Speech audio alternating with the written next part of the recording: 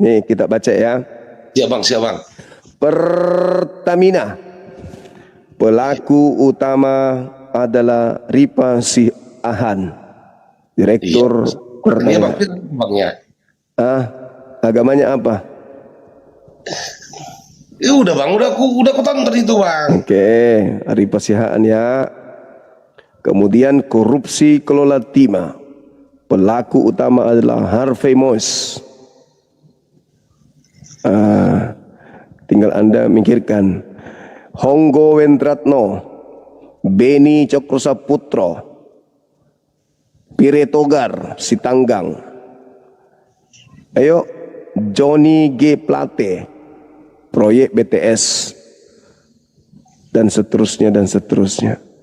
Itu koruptor raksasa itu kira-kira agamanya apa?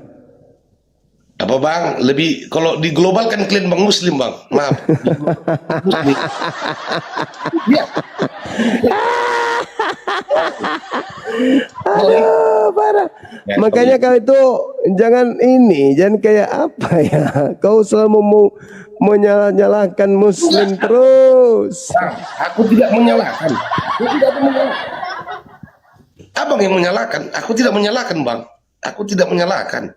Kalau misalnya gini, kalau jumlah Islam itu 10, korupsinya 3. 10 orang pejabat, korupsi 3 orang. Kristen pejabat cuma 5, korupsinya kemudian 2. Abang cerita presentasi. Abang cerita Enggak gitu. Buku pucu. Aduh, parah. Yang Kristen pejabat cuma 3. iya. Tapi korupsi 3-3-nya. Itu persentase bang kan, statistik kan bang. Jumlah Kristen di Indonesia berapa? Udah aku bilang bang, kalian paling nomor 1. Nah, Kristen jumlahnya cuma 3%. Iya, kalian nomor 1 bang. Oke. Islam 87%. Kalau korupsi yang 3% ini cuma 1%. Abang cerita persentase sama aku, nanti Kan persentase. Anda mencari jumlah tuyul. Jumlah sama itu bang. Ya udahlah. Udah. Anda menang. Bukan bang, maaf ya bang, maaf ya. Ya bang, makasih bang. Oke, thank you. Mau menuding umat Islam, matamu paling bisa. Itulah Kristen. Paling bisa merasa korban. Malam juga Katolik Protestan. Katolik bang. Buka kameranya silakan. Sabar. Ya.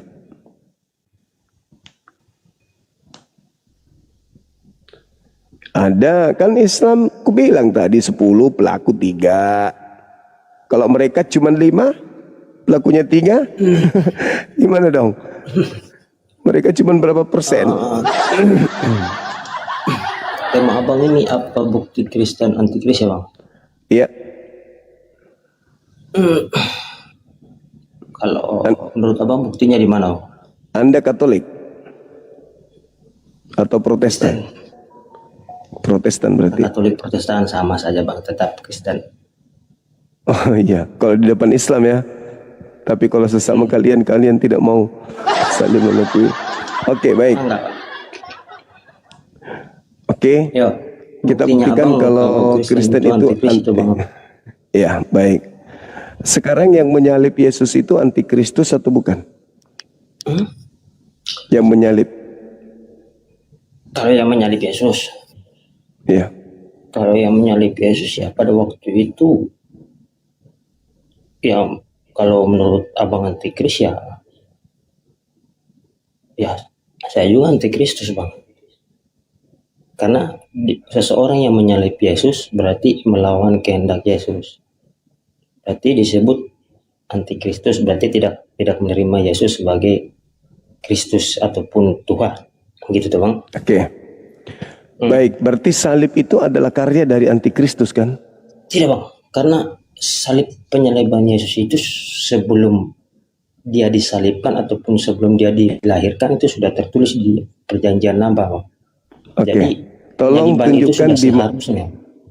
tolong tunjukkan di mana nubuatan penyaliban di kitabnya orang Yahudi.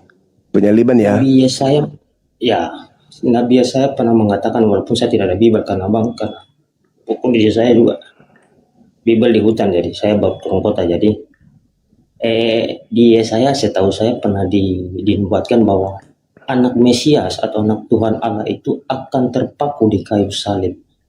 Di mana? Itu di perjanjian lama bang. Tidak ada.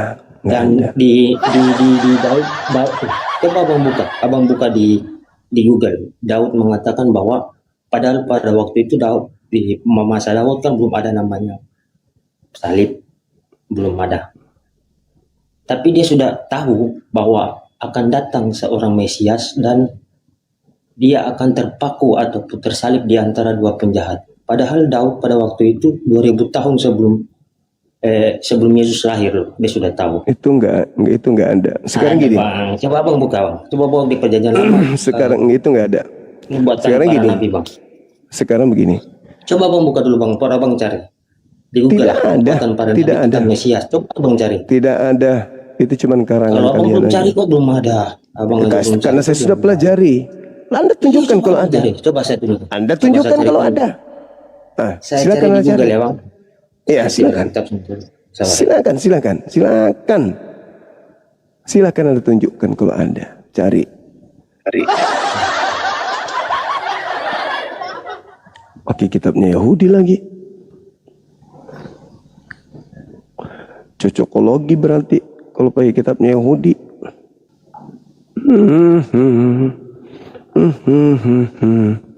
Mana ini?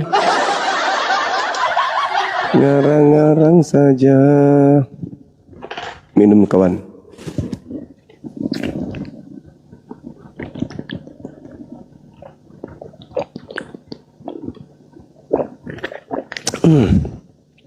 Enak ternyata minum itu ya. Hei, kau kenapa ke perpustakaan? Bukannya dalam diri kalian ada Tuhan? Bukannya kalian anak-anak Tuhan? Kenapa justru cari di Google?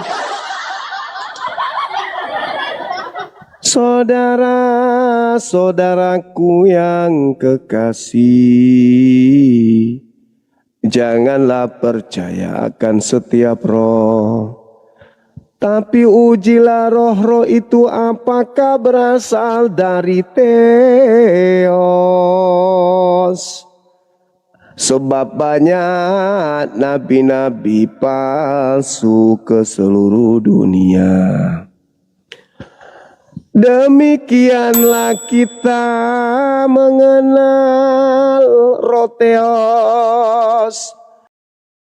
Jika kita memeriksa kitab suci Yahudi, sama sekali tidak ada satupun ayat yang secara eksplisit atau tegas menyebutkan nubuat bahwa seorang Mesias akan mati dengan cara disalib. Klaim yang sering dimunculkan oleh teologi Kristen mengenai nubuat penyaliban seperti dalam Yesaya 53 tentang hamba yang menderita atau Mazmur 22 sebenarnya adalah bentuk penafsiran ulang yang dipaksakan. Dalam tradisi dan teks asli Yahudi, Yesaya 53 merujuk pada metafora bangsa Israel yang menderita di pengasingan. Bukan sosok individu Mesias yang akan disalib. Begitu pula Mazmur 22 yang merupakan doa penderitaan Raja Daud saat mengekspresikan kesulitannya, di mana terjemahan teks Ibrani aslinya berarti seperti singa pada tangan dan kaki, bukan mereka menusuk seperti yang kerap diterjemahkan dalam Alkitab Kristen. Konsep bahwa Mesias Yahudi harus mati disalib justru bertentangan secara mendasar dengan hukum dan teologi Taurat itu sendiri. Dalam Ulangan 21 nomor 23 secara tegas tertulis bahwa orang yang digantung pada kayu terkutuk oleh Allah. Konsep Mesias dalam pandangan Yahudi adalah sosok pemimpin duniawi yang menang, membebaskan bangsa Israel dan menegakkan hukum Allah di bumi. Bukan sosok yang mati secara terhina di kayu salib. Oleh karena itu, menghubungkan ayat-ayat perjanjian lama sebagai nubuat penyaliban Yesus adalah bentuk penyelarasan narasi yang tidak didukung oleh makna literatur, tata bahasa Ibrani asli, maupun eksegesis teologi Yahudi yang sebenarnya. Setiap roh yang mengaku bahwa Yesus Kristus datang sebagai Tuhan, maka roh itu berasal dari Tuhan. Dan setiap roh yang tidak mengaku Yesus tidak berasal dari Tuhan, itulah anti-roh Kristus. Coba Bang buka di Mazmur 22 ayat 2 Bang. Mazmur 22, apa yang dikatakan di Kan sana? ditulis. Teriak cuman Dan itu kan siang. ditulis. Sabar. Data nomor 3-nya. Anda sudah baca, masih mau menjawab? Ya, silakan. Ya, silakan. Di situ kan tertulis bahwa di situ tertulis bahwa Daud mengatakan bahwa Yesus dalam Mazmur pasal 2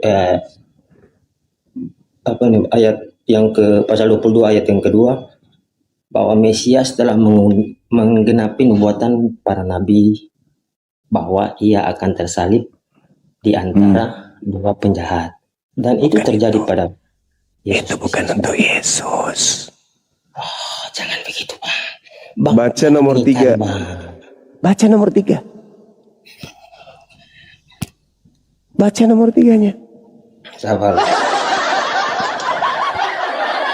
Aku teriak di malam hari ketika yang kudus bersemayam di atas puji-pujian orang Israel. Data nomor 2-nya mengatakan orang itu teriak-teriak siang dan malam.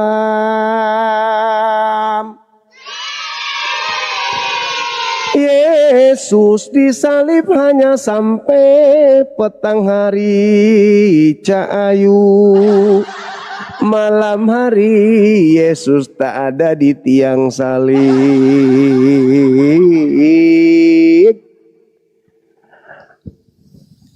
Allahku, Allahku, mengapa kau meninggalkan aku?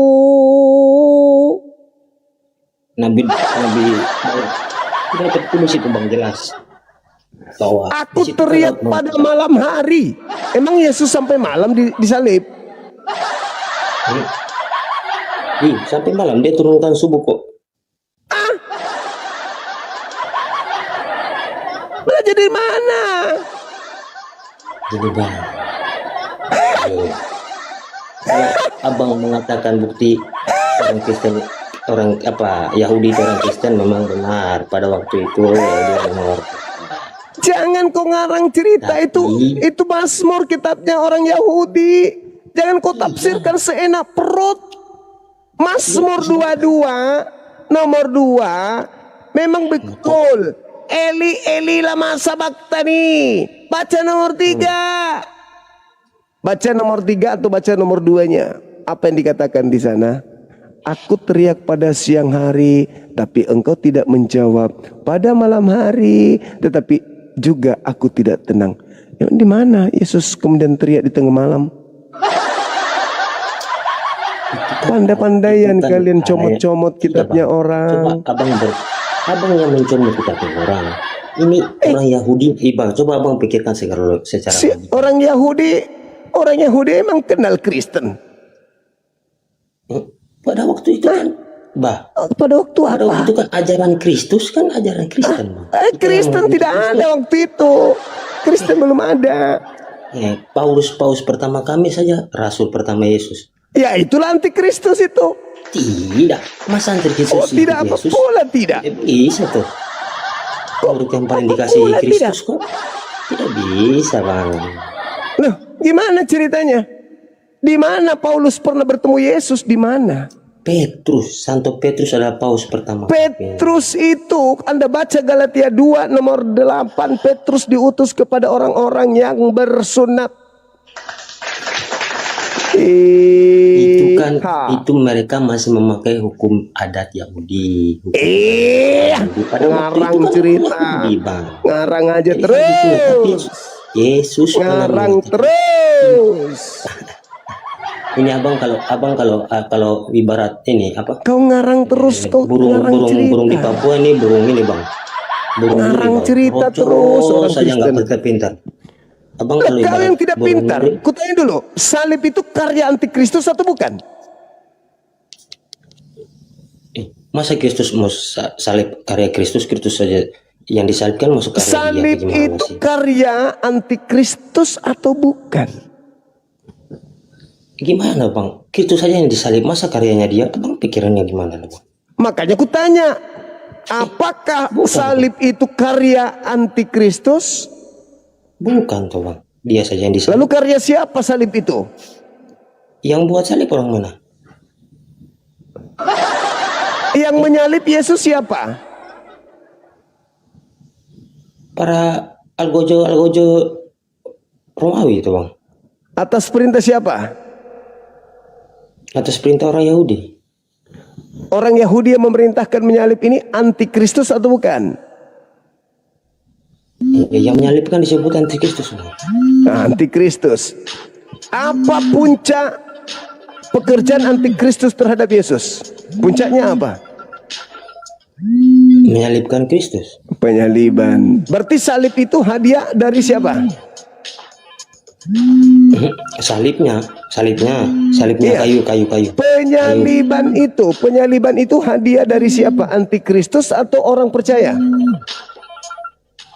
Salibnya atau Yesusnya?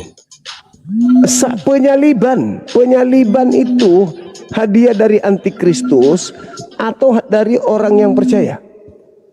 Itu dari Yahudi, Bang.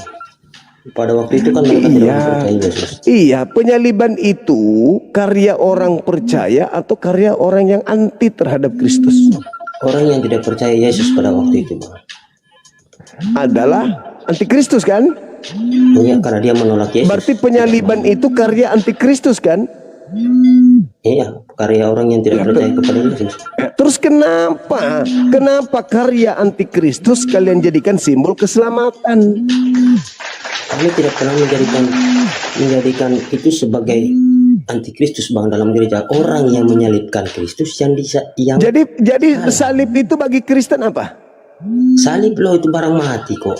Yang merencanakan atau menyalibkan Salib bagi Kristen itu penyelamatan atau bukan? itu penyelamatan. Ketika dia tergantung di salib, di atas kayu salib, itu penyelamatan. Tapi tunggu, Karya antikristus adalah keselamatan bagi Kristen. Berarti antikristus adalah pahlawan bagi Kristen. kalau Abang berpikirnya secara manusia mungkin kayak gitu, Bang. Kalau kita Jadi Anda berpikir secara Tuhan, Anda berpikir secara apa? tidak, kita berpikir secara hati, maksudnya secara Berpikir nurani secara lah. hati. Berpikir secara Kalau kita nurani. berpikir secara logika, secara pikiran manusia, kita tidak bisa mendapatkan arti kesaliban Jadi itu. orang berpikir pakai apa? Hah? Bang, kita manusia berpikir pakai otak, toh? Pakai otak. Terus Iya, toh. Apa berpikir pakai apa, dengkul? ya Anda yang pakai dengkul, bukan saya. Itu yang saya bilang, Bang. Dengar. Saya ulang lagi. Saya mau menolong Abang Anda maunya ini. didengar, tapi abang tidak mau dengar orang, toh. Iya, karena Anda itu ngaur kemana-mana. Tidak, abang yang ngawur. Sekarang saya jelaskan, Bang. Udah, Anda di bawah. Percuma saya berkeras juga, enggak masuk juga di otakmu, percuma. Ratu Seba. Semangat Selamat malam Jumat. malam juga, buka kameranya. Kau tiap hari Silakan. cari makan dari goreng-goreng ayat Alkitab, kau tengok.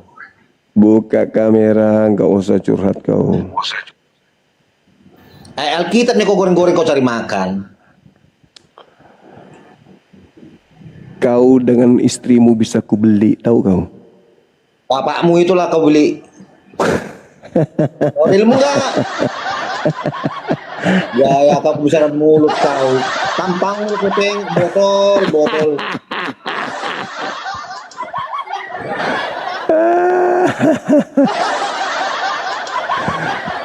Kau dengan istrimu bisa ku beli, habis itu ku jual. Sebentar Bang Juma ya, sebentar dulu ya. Ya, silakan.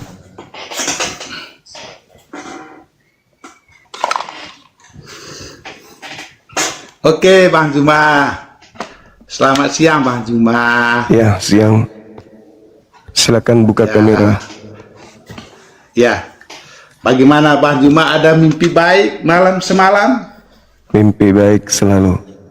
Kemarin dan tadi malam kita bahas terkait salib adalah hadiah dari antikristus. Hari ini saya ingin buktikan pengikut antikristus itu adalah penghuni neraka. Upah dari mereka menerima hadiah dari antikristus adalah neraka jahanam.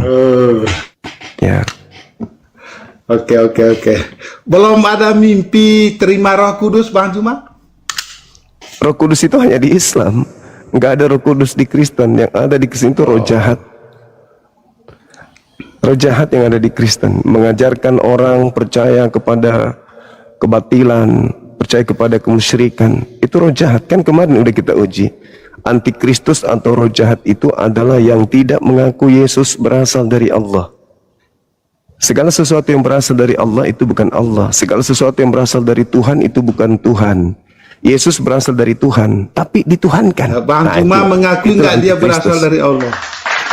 Alam semesta ini semuanya berasal dari Allah. Yesus berasal dari Allah. Iblis pun berasal dari Allah. Ya. Segala sesuatunya berasal dari Allah. Kejahatan dari Allah, kebaikan dari Allah. Semua. Oke. Segala sesuatunya dicipta oleh Allah. Nah, ini tema Kristen penghuni neraka. Sekarang kita bahas apa ini Bang?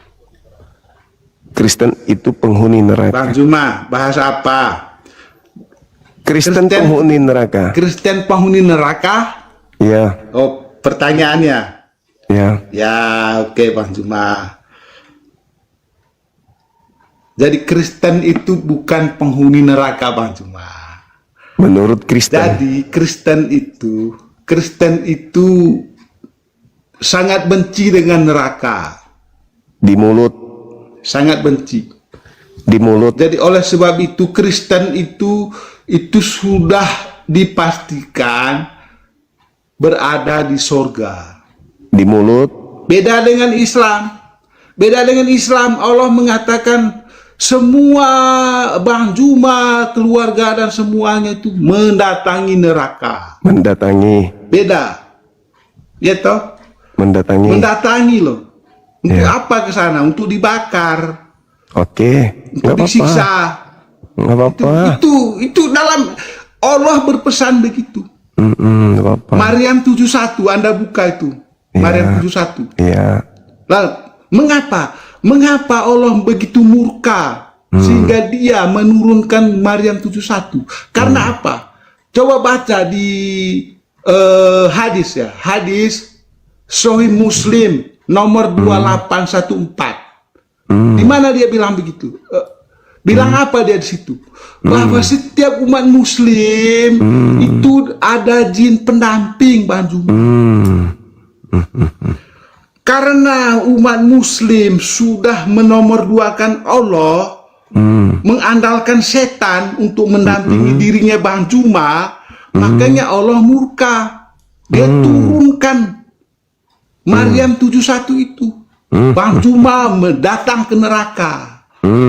Oke. Itu. Saya Bukan. sudah sabar. Saya sudah mendengarkan. Coba Anda komparasikan dua data yang saya bawa. Saya sudah mendengarkan. Astagfirullah. Nah, Saya coba sudah Anda komparasikan. Oh, Mike. Setan di bawah. 2 hari yang lalu saya sudah menjelaskan itu samamu. Saya bertanya, tapi kau nggak mau jawab pertanyaanku. Kau ulang lagi sekarang. Giliran aku mau bicara, botakmu menyala. Kau nggak usah bahas Quran, ilmumu nggak ada. Bible aja kau nggak paham, kau bahas Quran, bahas hadits lagi. Udah dijelaskan pun kamu takkan sanggup untuk menerima itu. Ya, Katolik Protestan. Saya Protestan, Bang Suma. Buka kameranya silakan. Aduh, saya lagi makan, Bang Suma. Enggak apa-apa, makan aja pun jadi beban. Buka kamera. Oke. Saya buka ya. Iya, sebelum matamu saya cakar. Pertanyaan ini menyentuh akar dari pergeseran pemahaman teologis yang sangat krusial dalam sejarah. Pernyataan bahwa Yesus atau Nabi Isa alaihissalam berasal dari Allah pada dasarnya merujuk pada hakikat beliau sebagai ciptaan. Firman atau kalimatullah dan roh atau ruhullah yang ditiupkan langsung oleh Allah Subhanahu wa Ta'ala melalui perantara malaikat Jibril tanpa proses hubungan biologis. Namun, menjadikannya sebagai Tuhan adalah sebuah lompatan logika teologis yang tidak memiliki landasan syahih. Dalam pandangan tauhid Islam, fakta bahwa seseorang atau sesuatu diciptakan, diutus, atau diberi kelebihan mukjizat oleh Allah tidak serta-merta menjadikan sosok tersebut patut disembah sebagai Tuhan. Penuhanan Yesus terjadi karena adanya penafsiran filosofis dan pengadopsian doktrin pasca kematian beliau yang mengaburkan garis tegas antara sang pencipta dan makhluk.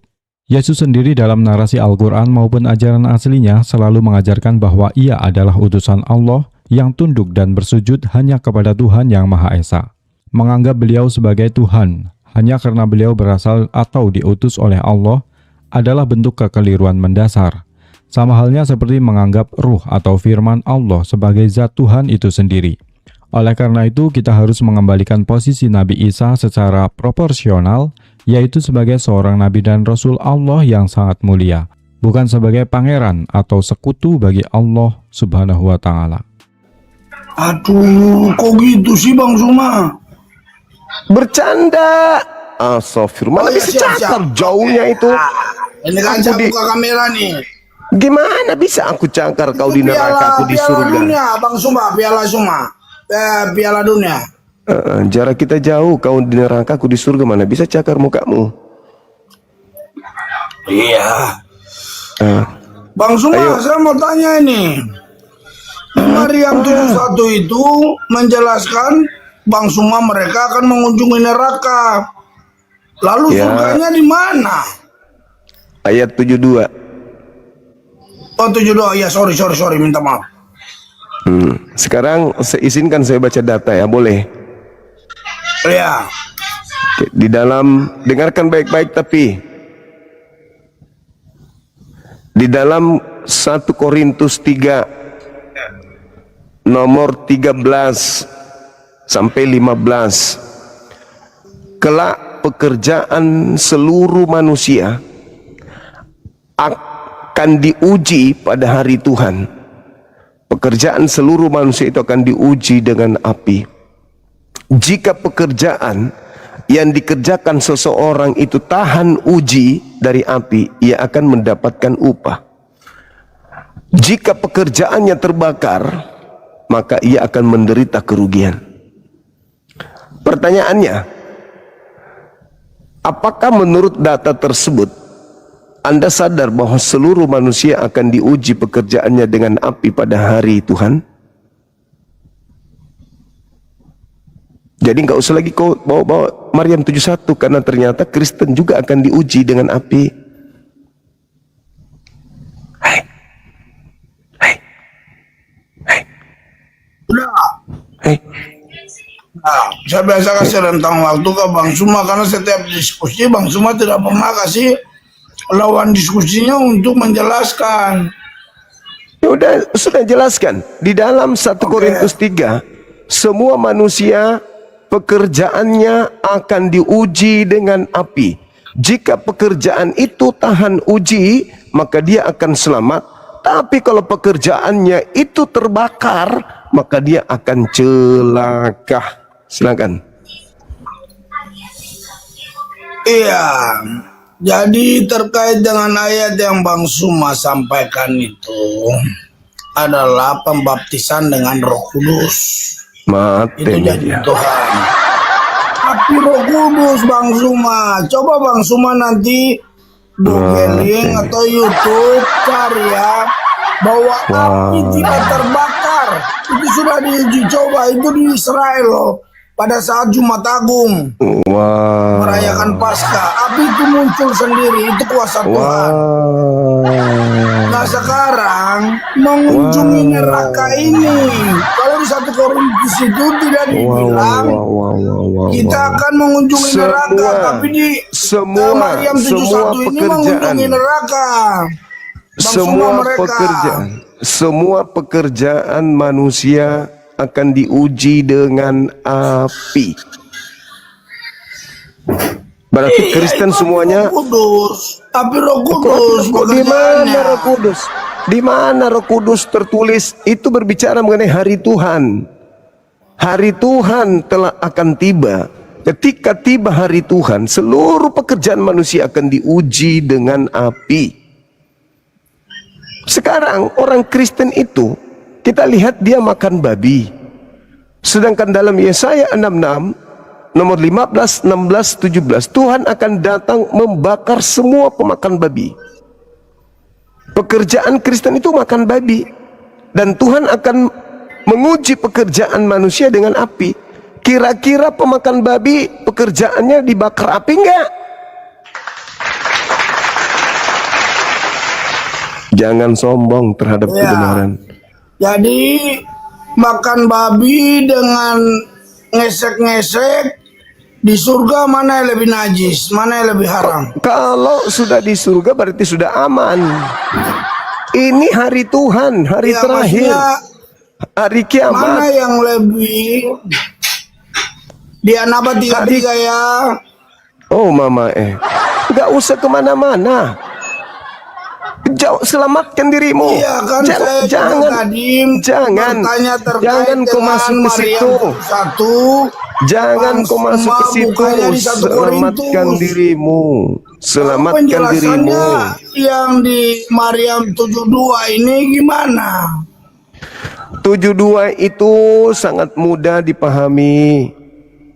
Lihat di dalam Al-Quran surah An-Nasyat ayat 34. Di situ dalilnya tentang surah Maryam itu diurai di situ. Fa iza ja'atit tammatil kubra, pada saat manusia nanti malapetaka menimpa mereka, yaitu hari kiamat. Datang hari kiamat itu, semua manusia akan melihat neraka. Semua manusia akan melihat neraka. Apakah Anda manusia? Manusia. Sama dengan 1 Korintus 3. Semua manusia akan diuji dengan api.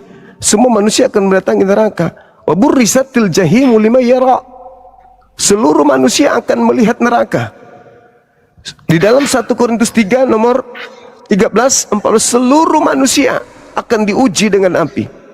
Melihat neraka, melihat api, diuji dengan api itu. Lalu apa kata Al-Quran?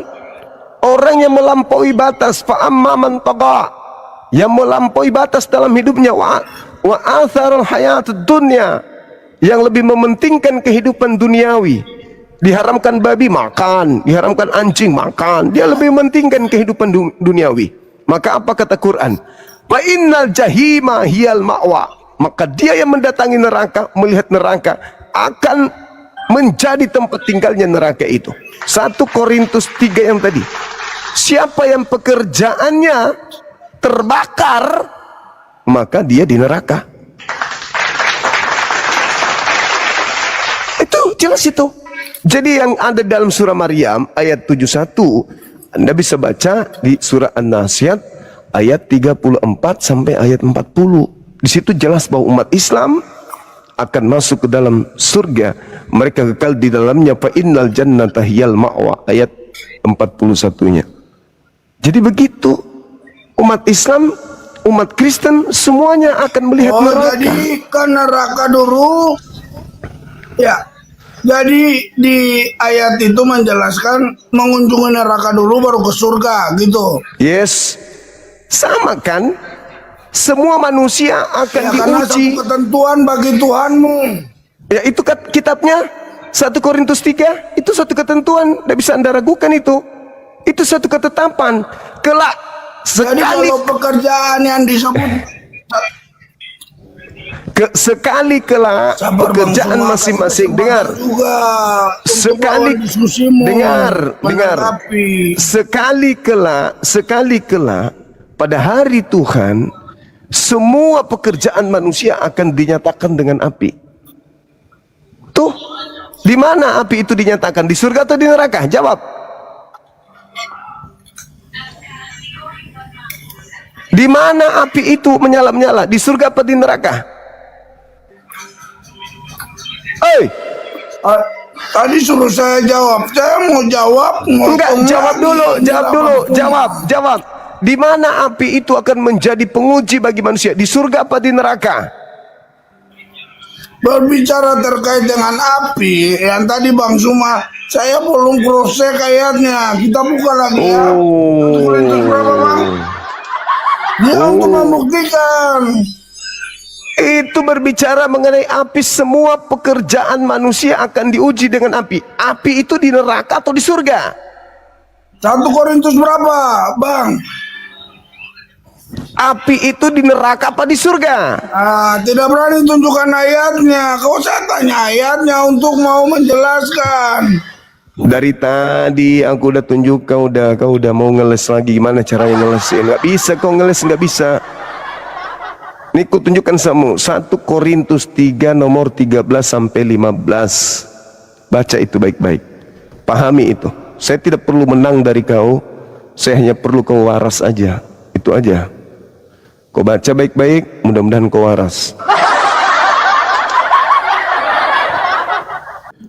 Semua manusia akan mendatangi neraka berdasarkan Al-Quran, surah An-Nasiyat ayat 34 sampai ayat 41, surah Maryam ayat 71 sampai 72, 1 Korintus 3 nomor 13 sampai 15. Dan juga Korintus itu disebut neraka.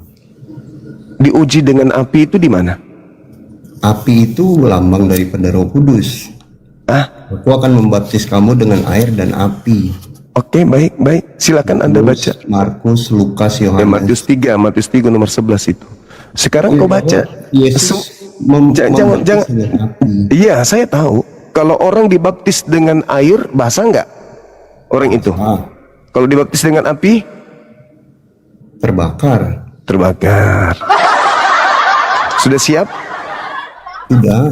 Ya, oke. Artinya gini, kita baca dalil itu. Sekali kelak semua pekerjaan manusia akan diuji dengan api pada hari Tuhan. Hari Tuhan itu artinya hari pembalasan. Yaumul Hisab. Hari di mana Tuhan saja yang menentukan nasib manusia. Sebab Tuhan akan nampak dengan api, dan Tuhan akan menguji masing-masing pekerjaan manusia itu dengan api. Iya. Makan babi menurut Bible itu dibakar api atau tidak? Enggak. Yesaya 66 nomor 15 sampai 17 itu enggak. Konteksnya Matius dong. Matius. Kenapa Ya, kan di situ Anda akui dan itu Anda ambil sebagai firman Tuhan di dalam. Yesus juga berkata bahwa apa yang dimakan itu masuk ke perut, dibuang ke jamban. Itu ajaran Anda. Loh, ajaran Yesus, ada perkataan Yesus. Apakah itu babi? Ya semua babi kan. Oh enggak, itu masalah cuci tangan. Tunggu dulu, saya bacakan dalilnya. Sebab Kan sesungguhnya, sabar dulu. Cuci tangan, terus kan dimakan. Saya tunjukkan dalil. Ya, silakan Anda makan babi, silakan. Ya. Yesaya 66 nomor 15 dikatakan, sebab Tuhan akan datang dengan api dan kereta-keretanya dengan nyala api, dengan pedang yang nyala api. Itu kan bukan neraka, Zum. Tuhan akan datang dengan nyala api untuk dengan nyala api. Lukas untuk pasal 1 kita buka. Untuk membakar, dengar dulu. Untuk membakar semua pemakan babi, binatang menjijikkan. Coba tunjukin di mana untuk membakar pemakan babi. Coba mana ayatnya? Ya, saya untuk membakar pemakan babi. Ya, saya Yesaya 66. Makanya dengar dulu. Apa benar untuk memakan babi? Silakan Anda baca. Ya, coba baca. Mereka yang menguduskan taman-taman dewa dengan mengikuti orang yang makan babi dan binatang-binatang jijik serta tikus, mereka semuanya akan lenyap sekaligus. Demikianlah firman Tuhan. Enggak, tadi kan Zuma baca Tuhan akan datang dengan api, terus kata Zuma akan membakar pemakaran. Makanya baca dalil deh, muka kotak.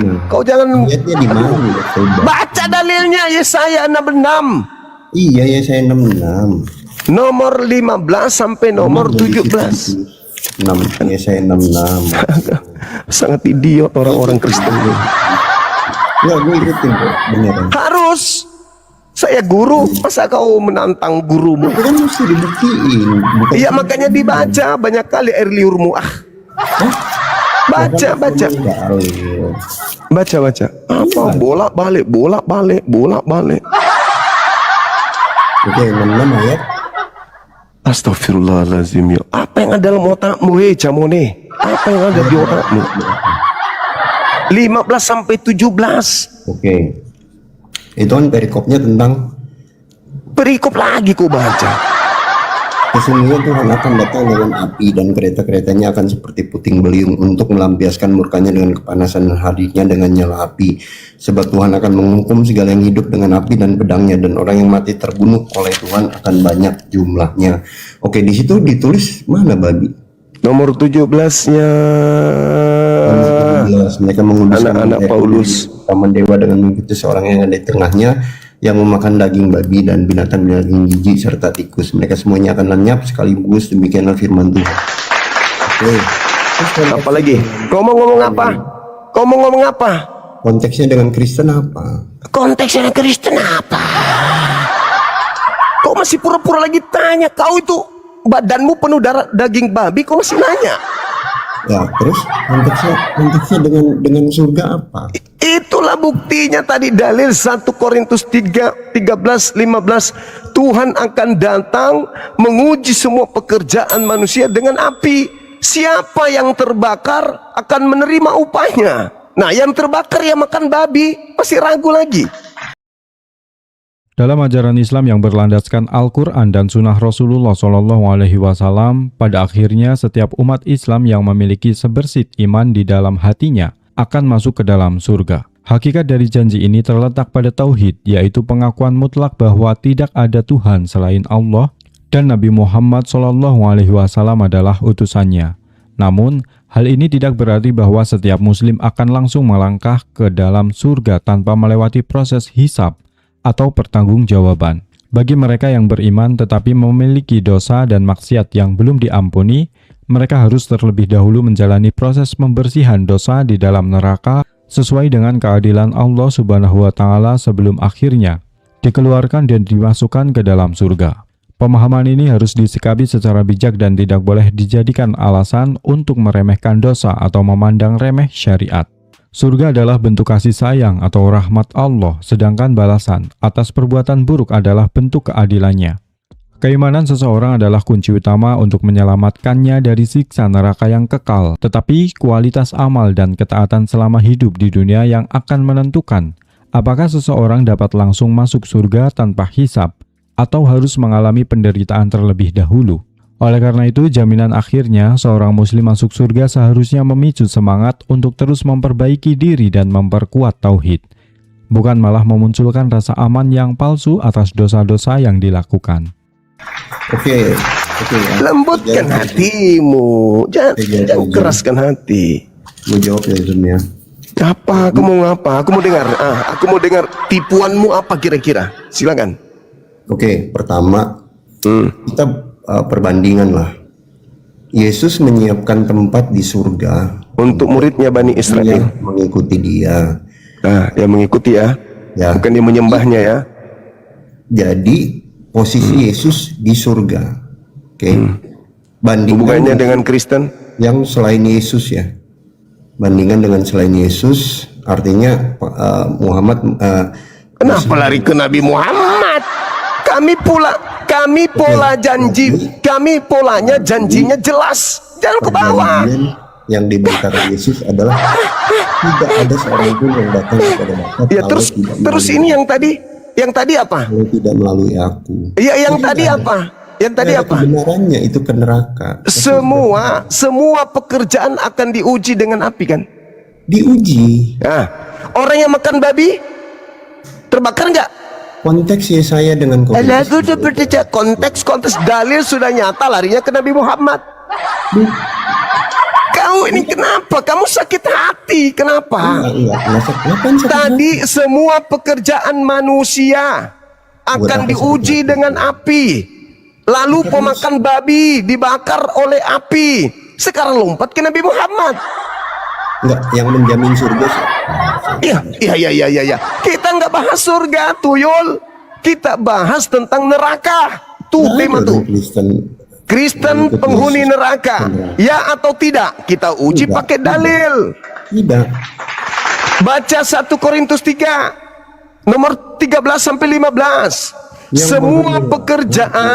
Semua pekerjaan dengar, lembutkan hatimu. Loh, kok lembutkan hatiku? Semua pekerjaan manusia akan diuji dengan api. Setuju nggak? Setuju. Pemakan babi menurut dalil dibakar api nggak? Enggak lah.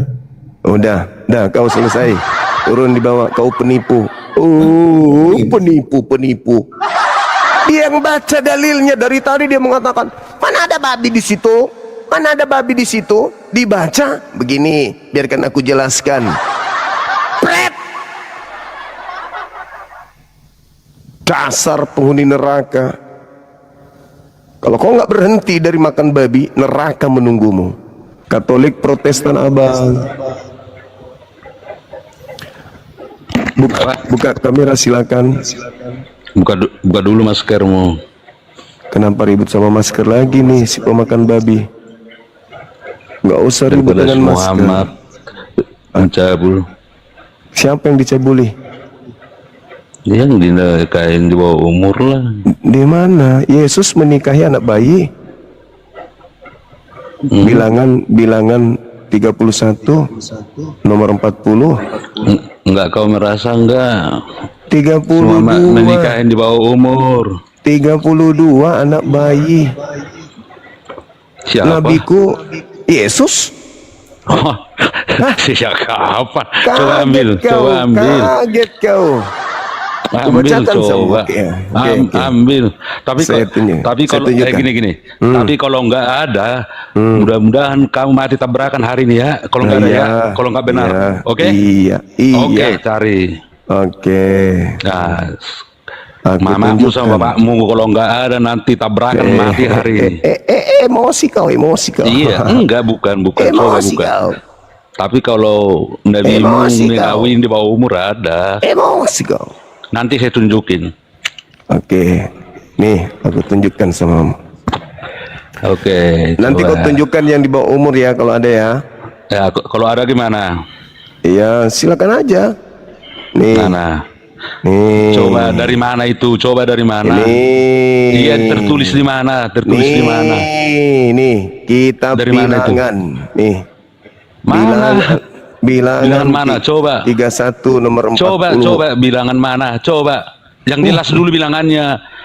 Tidak ada Alkitab seperti itu. Coba. Malu dia teman-teman. Kok malu?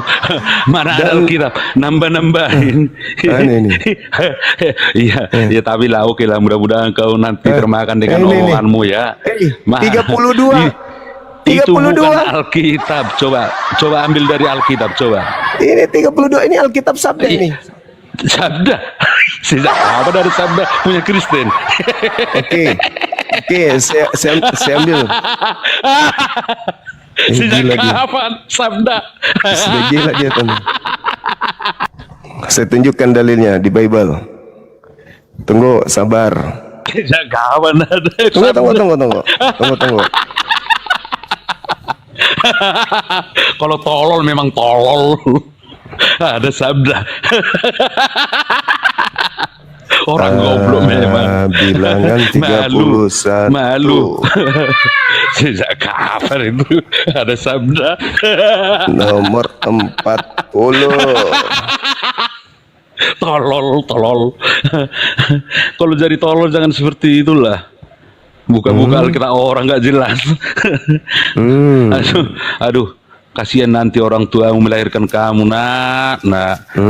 Aduh.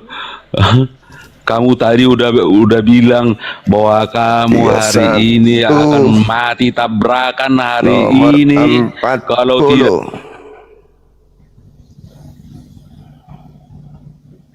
iya, mengada-ada. Maka daripada jiwa orang Yang gak baik mana? Nih. Ini Bible ya? Atau kau katakan bukan Bible ini? Bible enggak ini? Kitab Kejadian. Nih. Bible enggak ini? Aku tanya dulu kau. Bible enggak? Bible enggak? Aku dulu. Supaya aku tunjukkan. Jangan sampai kau bilang nanti bukan lagi. Bible enggak ini?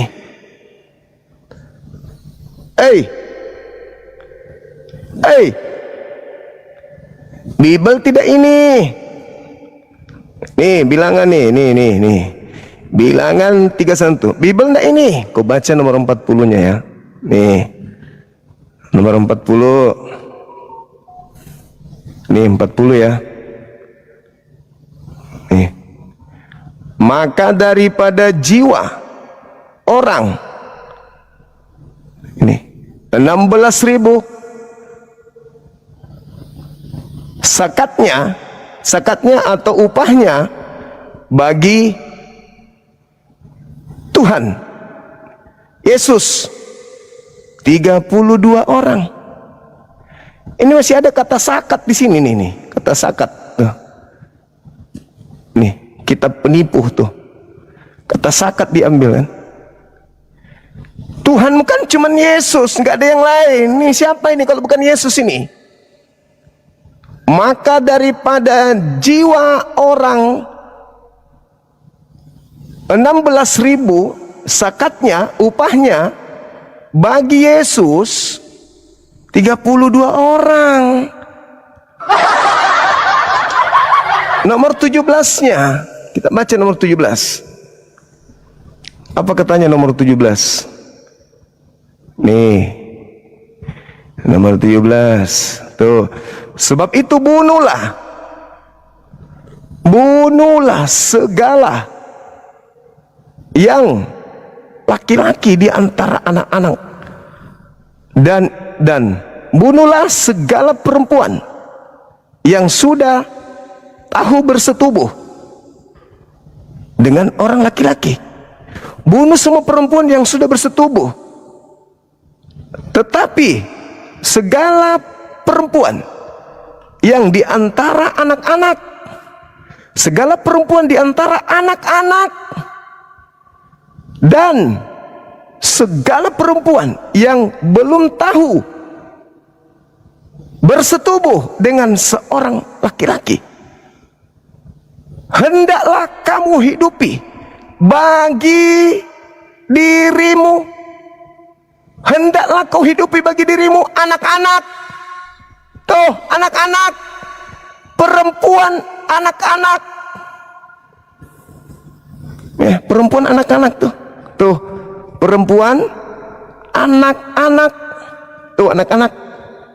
Hendaklah kau hidupi untuk dirimu. Dan Yesus kau kasih jatah 32.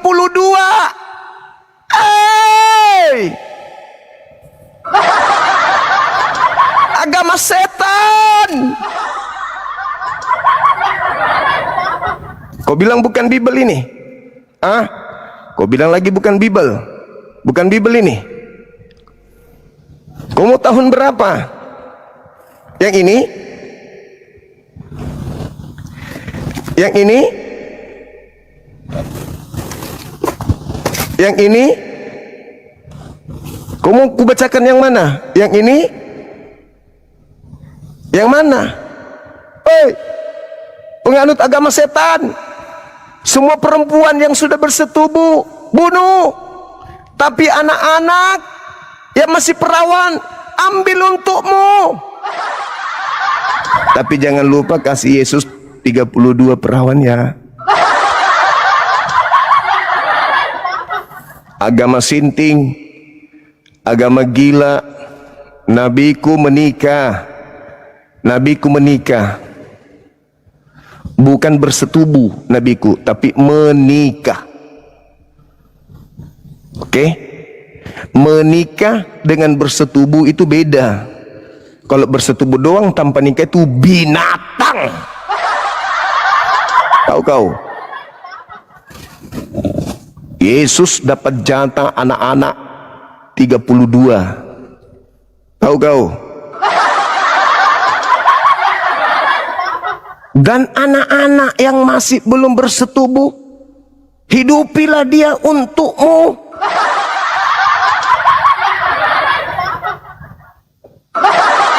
Tidak ketinggalan Tuhan juga. Yesus juga jatah 32.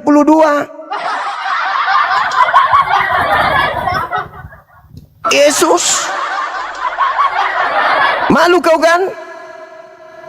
Aku ada sebelum Abraham ada. Ketahuan. Dia tuh yang minta jatah perawan tuh.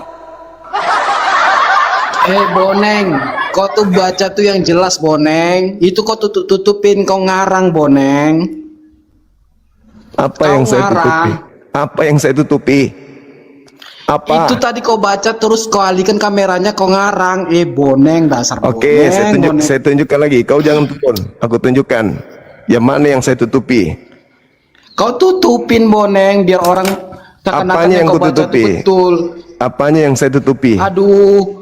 Oke. Kau udah akui, kau nggak bisa lawan Edi. Thank you. Jangan ngarang deh. Thank you Dinda Jibril. Aku tunjukkan samamu ya sekarang ya. Kita lihat Kau tuh apakah baca saya tutupi. setengah-setengah.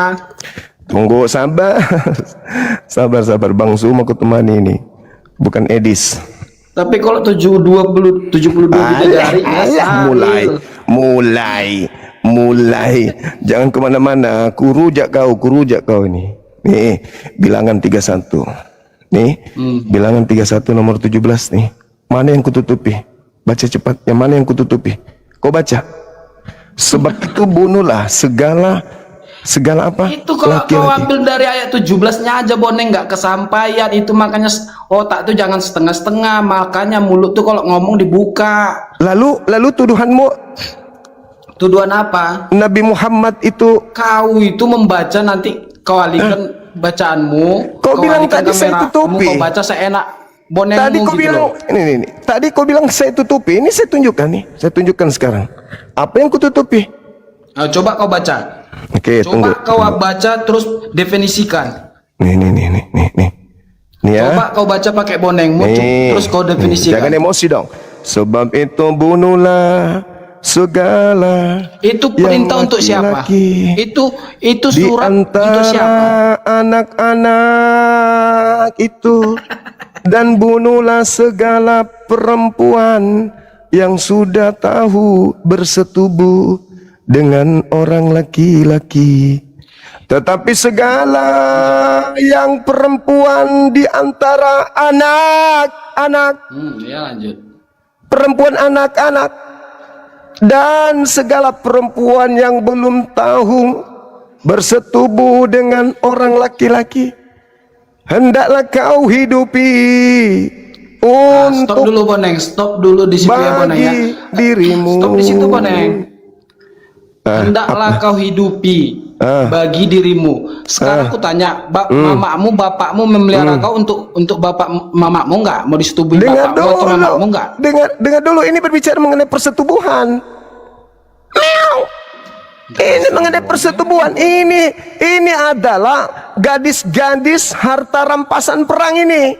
Ini perikopnya perang. Ini perikopnya perang. Ini perikopnya perang. Mengatakan untuk siapa? Ini perikopnya perang. Kau mau kemana? Terus Yesus, nih, Yesus minta jatah tuh.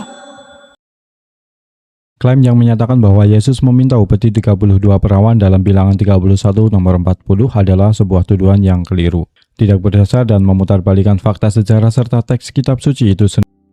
Jika kita memeriksa kitab bab 31 secara jujur dan akademis, konteks peristiwa tersebut terjadi pada zaman Nabi Musa alaihi salam, ketika bangsa Israel memenangkan peperangan melawan bangsa Midian ribuan tahun setelah kelahiran Nabi Isa atau Yesus. Teks tersebut mencatat pembagian rampasan perang di mana 32 gadis diserahkan kepada imam untuk pelayanan, bukan untuk atau diminta oleh sosok Yesus. Menghubungkan nama Yesus dengan peristiwa hukum Taurat di era Nabi Musa adalah sebuah anakronisme sejarah. Jadi tuduhan ini sengaja dihembuskan pihak yang ingin figur para nabi dengan cara mencabut ayat dari konteks dan mengaburkan garis waktu sejarah. Dalam ajaran Islam, baik Nabi Musa maupun Nabi Isa alaihissalam adalah rasul-rasul Allah yang sangat mulia, suci, dan terbebas dari tuduhan moral yang merendahkan seperti itu. Penggunaan kata upeti atau persembahan dalam teks Perjanjian Lama berkaitan dengan aturan hukum perang dan tata cara keagamaan Bani Israel pada masa itu. Oleh karena itu, kita harus sangat teliti dan kritis dalam mengkaji teks keagamaan agar tidak terjebak pada narasi penyesatan yang mencampur adukan figur Nabi Isa dengan hukum perang ribuan tahun sebelumnya. Nomor Mana 3. ada Yesus minta jatah Nah, di situ? nih, nomor 40-nya. Mana? Nih. Mana? Nomor 40. Kalau bonek yang ngarang iya. Nih 40 nih. 40 mana? Ini 40 nih, matamu nih. Maka nih.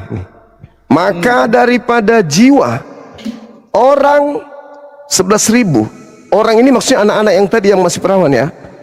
Sakatnya, Itu kan menurut bonengmu. sakatnya bagi Tuhan. Tuhan tuh. Bagi Tuhan tuh. Bagi Tuhan kan? Bagi Tuhan enggak? Bagi Tuhan enggak? Iya lanjut boneng. 32 orang dia. Ke bawah jangan kau framing boneng, ke bawah baca. Itulah boneng otaknya setengah. Apa Itu yang ke bawah? Kau baca kan boneng. Apa yang ke bawah? Apa yang di bawah apa? Ke bawah baca. Nih. Tuntaskan ayat itu sampai selesai biar kau tahu tujuannya kemana. Maka diberikanlah Musa sakatnya persembahan. Maka diberikan Musa sakatnya tambahan tatangan Tuhan kepada Eliezer. Iya. Yang imam. Eliezer siapa di situ? Nih. Tuhan dapat jatah berapa? Dasar boneng otak setengah penyembah batu. Makanya baca ayat tuh nyampe. Udah turun. Yang penting kau sudah dapat. Nggak berkualitas Yang penting, kali ya. yang penting Makanya saya kalah sama sudah Edis, kan? buktikan. Saya sudah Makanya- buktikan Yesus dapat jatah 32 EGP. Kau mau pelintir dalil kitabmu yang kau curi dari agama lain, itu bukan urusanku. Yang penting saya sudah membuktikan kepada umat Islam bahwa di dalam agama Kristen mereka menghujat Nabi Muhammad, tapi faktanya, buktinya Tuhannya minta jatah 32 perawan anak-anak.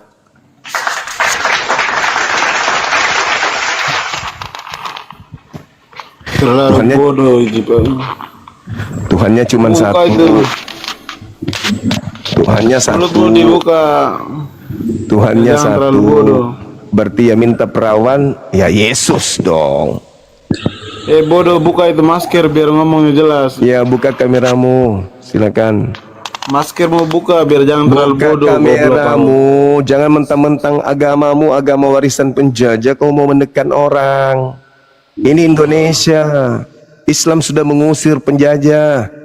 Kau mau melanjutkan lagi majikanmu menjajah? Dasar pemakan babi, otak nggak ada. Kau disuruh naik ke sini membahas tema, bukan membahas yang lain. Masker pula kau bahas. Pendetamu suruh ke sini. Biar ku ajarin angka 1, angka 2 yang mana, angka 3 yang mana. Halo, saudara Doli idiot, buka kameranya. Siapa Opung ya Doli. abang panggil? Abang yang idiot. Nah, Kayak mananya kau? apa bangku idiot? Abang naikkan tamu, tapi bahasamu bahasa preman. Nggak ada sopan-sopan. Sudah 6 kali saudara masuk ke sini, nggak ada cerminan orang pintar pernah sekolah. Siapa nggak sekolah? Abang nggak sekolah. Buat tema pun ngaur. Ini pun ngaur lagi. Cobalah. Pernah nggak abang nyusun Satu-satunya orang Kristen idiot yang sering naik ke Kumalsa itu Anda. Karena abang ngaur. Kok ngaur? Makanya lakukan ini, coba tema ini, coba. Apalah tema ini? Kristen penghuni neraka, ya atau tidak? Kau bilang lagi salah temanya. Apa alasannya? Siapa yang memastikan itu? Ya, Bible, Yesus. Mana ayatnya? Di dalam Matius 7 nomor 22 nomor 23. Apa dibilang? Saudara Opung Doli penghuni neraka. Ya, itu aja udah ngawur, Bang. Baca makanya. Baca. Abang yang bilang, abang lah yang baca. Baca. Makanya aku bilang, kayak mana lah abang? Orang Yahudi. Mau live, orang Yahudi dipesan. Murid-murid Yesus. Murid-murid Yesus. Kebodohanmu. Iya, tergantung tamunya dong. Tergantung tamunya. Kalau orang idiot kayak Anda ngapain? Itu temamu apa? Kristen penghuni neraka. Kristen penghuni neraka. Yang bilang? Yesus. Yesus. Mana ayatnya? Matius 7:15 sampai 23. Bacakanlah. Oke. Yesus berpesan kepada muridnya orang Yahudi, bukan Kristen. Bacakan aja ayatnya. Waspadalah kepada nabi-nabi palsu yang datang kepadamu menyamar seperti domba padahal dia adalah serigala yang buas. Kok yang datang ke situ nggak nyambung? Yang datang kepada murid Yesus abad pertama. Dari buahnya kau bisa mengenal dia. Nggak nyambung lagi, makanya aku bilang ngawurnya kau, Bang. Kristen itu Anda di bawah. Anda nggak cocok dengan saya. Idiot. Jangan connect lagi. Kalau kapasitas otak nggak mencukupi untuk menghadapi saya, jangan naik di komal saya. Halo, gimana kabar Bang Juma? Baik. Masih belum paham antikristus? Udah sangat paham kali pun. Udah paham ya? Sudah dong. Udah paham. Berarti kita bahas yang lain aja Bang Juma. Aku boleh tanya nggak Bang Juma? Yang penting Anda sudah akui dulu Anda itu antikristus. Ya, kemarin kan sudah gini loh Bang Juma, saya tegaskan begini. Saya tanya Bang Juma, menurut Bang Juma yang menyalibkan Yesus itu siapa? Orang jahat, roh jahat, penjahat. Orang jahat. Siapa orang jahat itu? Ahli Taurat. Ahli Taurat. Yang menurut Bang Juma, yang ahli-ahli Taurat atau orang-orang Farisi itu antikristus atau bukan? Antikristus. Sama seperti kalian. Itulah antikristus. Dan sama. Karena apa? Karena yang menyalibkan Yesus itu adalah orang yang menolak kehadirannya. Pintar. Jadi berhasil ya. Itulah orang-orang yang dengar dulu Bang Juma, 2 menit. Orang yang menyalibkan, orang yang menangkap, mengadili dan menyalibkan Yesus itu adalah orang yang menolak segala ajarannya. Ya. Kan kemarin kita bahas, yang menolak dia itu adalah antikristus. Ya betul. Benar. Sekarang jadi sudah selesai kan toh? Jangan bicara sendiri. Nah sekarang antikristus itu puncak antinya terhadap Yesus salib kan? Ya, mulai dari penangkapan. Dengar dulu, Bang Juma. Saya tanya, Anda boleh lihat di Alkitab ya. Sejak dia lahir, begitu dia lahir kan ada orang-orang Majus datang menyembah dia, ya toh? Datang menyembah dia, diketahui oleh Herodes. Herodes berusaha untuk membinasakan bayi yang baru lahir itu. Itu satu. Ya. Baru lahir loh. Dia itu sudah dianti oleh para penguasa pada saat itu, yaitu Herodes. Iya, udah. Dia berusaha membinasakan. Jangan ajarin saya, aku bilang jangan ajarin saya. Terus jangan yang ajarin. Dengar dulu, yang berikutnya. puncak daripada upaya antikristus terhadap Yesus itu puncaknya di mana? Ya, batu dia disalib itu toh. Penyaliban. Jadi penyaliban ini karya antikristus atau bukan?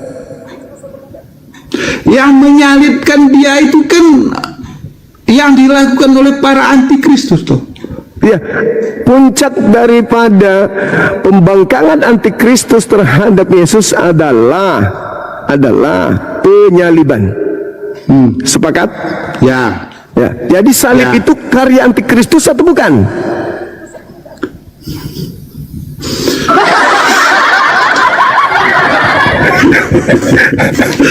Antikristus itu Bang Juma, dengar dulu. Antikristus itu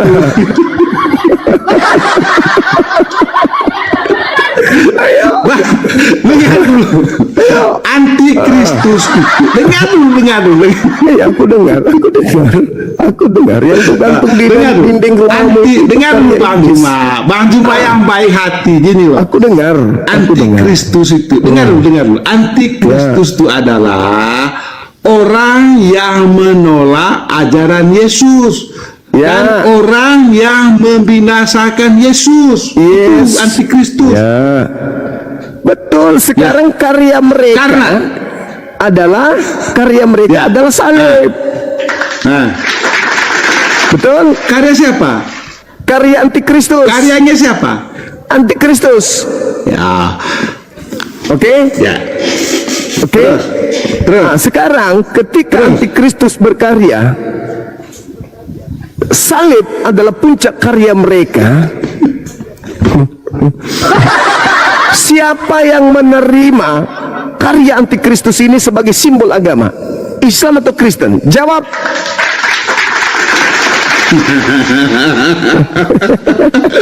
Bagus pertanyaannya. Teman-teman, sebelum saya jawab ya, tolong tiap-tiap layar ya. Tiap-tiap layar ya. Aduh, dari dulu pertanyaan Bang Juma gini ya. Jadi gini Bang Juma, ya. Gini Bang Juma. Hukum orang Israel atau hukum orang Yahudi pada zaman itu, orang yang melakukan kejahatan harus disalib. Ya. Itu hukum orang Yahudi. Baik. Nah, sekarang dengarkan saya. Harus disalib. Harus disalib. Dengar dulu. Ayo.